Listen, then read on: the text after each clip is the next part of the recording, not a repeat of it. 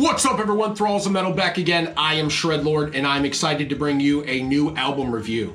This time, it is the third album by a prog band from a gentleman named Arjen A. Lucassen, who is the main songwriter and composer for the band Ayreon, which is like a heavy metal / rock opera kind of band.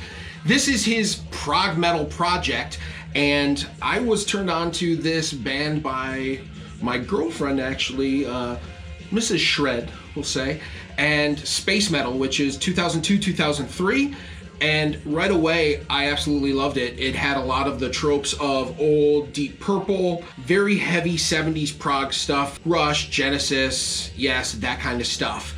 And I immediately was hooked. So when I heard that they were about to release a new album, I definitely wanted to review it. Now this one is called Revel in Time, and it was released through Inside Out Music. Cool little interesting fact about this, well, two, is it is loaded with guest musicians, absolutely loaded with guest instrumentalists and guest vocalists, which I'll address shortly.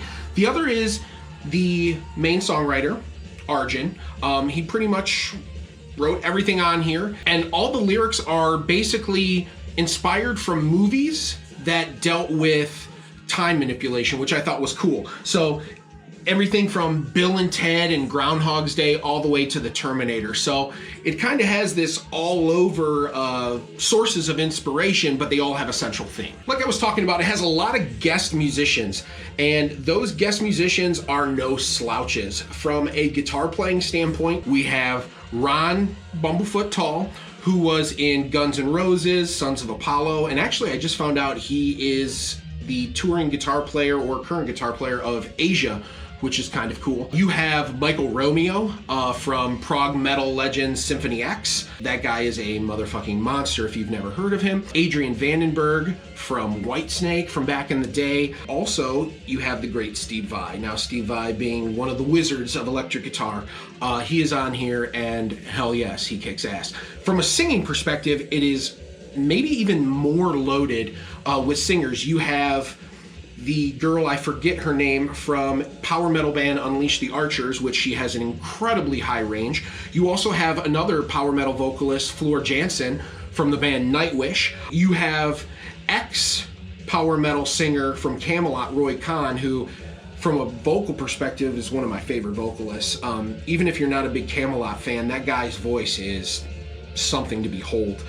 You get Dan Swano, the great Dan Swano, singing a track on here. You also get, who am I missing? Oh yeah, Ross Jennings from Haken. Prog aficionados, Haken, their lead singer, Ross Jennings, he's on here. Tony Martin from Black Sabbath is on here. I mean, it is absolutely loaded. So this guy obviously has no limits on cool plugs that he can throw into this album, and let's basically start talking about it. So it kicks off with the track Fate of Man. The one thing that hits you right away in the first track, and then you notice throughout, is when I compare this to the first one I listened to, Space Metal was a little more hard rockin' and used the prog elements to enhance some of the hard rock, and while it definitely gets proggy in spots there, this album I feel like took on the prog, like just really jumped into the prog pool. The keys and the synths throughout this whole album are varied from just excellent John Lord sounding keys to Rick Wakeman sounds, all the legends of 70s keys, man. And while it dives heavily into that prog pool, especially with the layers of keys and such, my favorite moments are once again the moments that I feel like draw a little bit more to that Deep Purple sound. And I don't know why, but tracks like Back from the Past is just heavy Deep Purple. That one has Jeff Scott Soto from Journey and Yngwie and Sons of Apollo and Bumblefoot on the lead guitar. Those two together make this excellent just blend of just this heavy Stormbringer kind of Perfect Strangers, just that heavy Deep Purple kind of vibe, and they run with it. And when they do that stuff on this album, it's really, really, really good. Stuff also like The Year of 41. Now that song is a little bit more proggy as far as like little happy, slower upbeat. It still gets another good Deep Purple vibe, and it has Jens Johansson, who is Yngwie Malmsteen's original keyboard player, and Joe Lynn Turner on vocals. So having a guy that looked up to John Lord playing the solo on a Deep Purple-esque track was phenomenal. but not everything sounds like Deep Purple. There was a lot of other moments on here that I thought were really cool as well. Dream Theater. There are some songs on here that have a early Awake by Dream Theater feel. Something like Bridge of Life. It starts with like almost like a child's toy, you know, the tinkering of like a Fisher-Price kind of toy into this big, nasty, heavy Dream Theater Awake style riff. And that whole song kind of has that early Dream Theater vibe to it, and that was really fucking cool for me to hear. Another one with a really strong one is Today Is Yesterday. That has Dan Swano singing on it.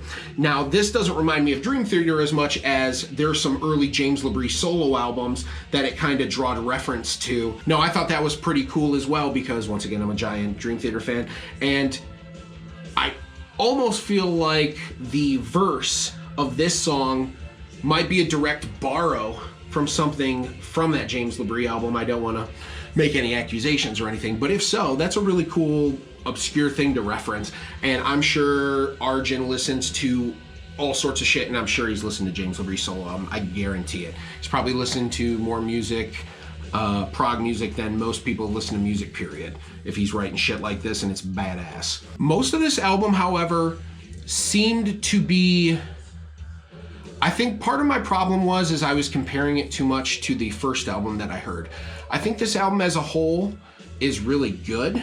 I think that the prog parts are a little too proggy at times, and coming from me that sounds weird, but I think the balance wasn't as good as it was the first time around. And with all these guest musicians and guest guitar players, I guess I was expecting something different in my mind, and maybe when I didn't get that, it caused me to be like, huh. So this album is filled with great songs, but the progginess kind of outweighs the heaviness at times. And so when I do find that the progginess dies down and lets the guitars through and lets some of just the headbanging through, those are the songs I tended to gravitate to. The ones that had a little bit of that Dream Theater vibe, the ones that had some of the Deep Purple vibe. The song with Floor Jansen was a really pretty song, but it just didn't hit me. That song was called A Hand on the Clock. The verse riff was really, really good, but the chorus just falls off a bit for me. I felt like it was a little generic, and for having someone that talented as your vocalist, I felt like he played it really, really vanilla. Having someone with that kind of a range and power, he could have done some really crazy, cool things, which totally would have been in the prog vein, but it's his project, not mine, and that's just my opinion. Like assholes, we all have them and they all stink, but some people like the stink of an asshole, but that's a subject for another video. Anyway, I think my favorite track, though, would be the last track, Lost Children of the Universe, and it would be for 4 different reasons. Number 1, the song just kicked ass. Number 2, Roy Khan is on it. I said I loved him. Number 3, Tony Martin's on here. I love Tony Martin. Is he the best Black Sabbath vocalist? Absolutely not. If you say so, you're foolish. Is he the second best vocalist for Black Sabbath? Absolutely not. If you say different, you are once again foolish. But is he the third best vocalist for Black Sabbath? You bet your sweet ass he is. And he is bomb. Stuff like Headless Cross and Cross Purposes were fabulous Black Sabbath albums, and his voice is super good. So you combine that with the magic of Steve Vai on the guitar solo, and it is just a winner. This, I believe, is the longest track on the album, somewhere around the 9.5-minute mark, if I recall. But it is a beautiful kind of a slow build-up song. I don't mind that slow build-up as much because the vocalists are doing a hell of a job just captivating, and it still stays interesting even though it's a little bit more slow moving. And when you get to the solo by Steve Vai, if you know anything about Steve Vai, he is beautifully quirky, and he is able to come up with phrases and melodies that other people just don't, and they are so undeniably Vai that they are excellent. And if you listen to 3 notes from Steve, you know it's him immediately. And having him put this kind of stamp on this song was perfect, because I always thought that he had a more progressive lead style than most of the people that he grew up with. He was Frank Zappa's boy, you know, he wasn't your blues rock guy, he wasn't your neoclassical guy. He was the guy that was Frank Zappa's stunt guitarist and was a fucking genius, but he was a quirky genius just like Frank. And without getting too much off the rails on Steve Vai, I feel like someone like a Vai fit that vibe perfectly. And overall, this was a really good album. I think that it could have used some more touches of heavy. I guess there was 2 versions of this album, and due to COVID, I'm sure it was hard to kind of coordinate everybody and get everybody together. So I guess there's parts of this album that he had written before. So I'm sure part of my qualms is all this material was written before, right? So it is what it is. Here's your part, please sing something on it. So it's not like you're sitting in a rehearsal room with somebody able to hash things out. So I understand that.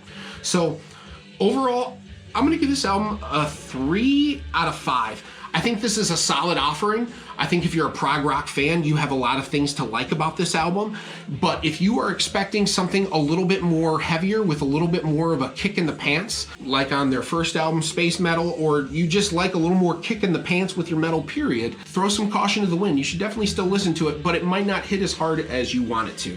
If you love old prog and you love just sitting around listening to Nectar and Gentle Giant and Camel and, you know, Marillion, all great bands. But if that's more of your thing than the metal, then I think this is going to be up your alley. I enjoy both. However, I wish the blend would have been a little bit different, but that's why it's just my opinion. Solid overall, 3 out of 5. You should definitely check it out. It is filled with a lot of great guest spots and a lot of good spots, period, especially when they just kick you in the dick. So, if you like what you saw here, please hit the like and subscribe button. We would love for you to be a member of our Thralls community if you are not. We are also at 10,000 subscribers, giving away a beautiful package, not my package, but a package to you, which will include one of our brand new Thralls of Metal shirts, which are also available on our thrallsofmetal.com website. We will be including a new Alien Weaponry vinyl, and we will also be including a $100 gift card for you to use at Bandcamp. And we hope you use it on Fridays at Bandcamp because, damn it, Friday is when the bands actually get all of the money. So, whether you get it on crap we recommend or crap you've just been waiting to buy, please go forth and spend it on a Friday. Give those musicians all the hard-earned money that they deserve. So, on behalf of my shithead cohorts and I bid you adieu, and we will catch you later.